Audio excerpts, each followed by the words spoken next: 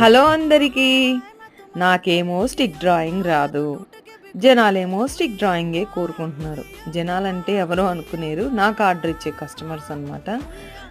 చెప్తాను, ట్రై చేస్తాను అని, కానీ వాళ్ళు కూడా రాదు కదా అని సర్లే ఫోన్లే ట్రై చేస్తుంది అనుకుంటున్నారు. కానీ ఓకేగా వస్తుంది, వాళ్ళు కూడా దాన్ని యాక్సెప్ట్ చేస్తున్నారు అనుకోండి, అది వేరే విషయం. ఈరోజు కూడా సేమ్ అలాంటిది.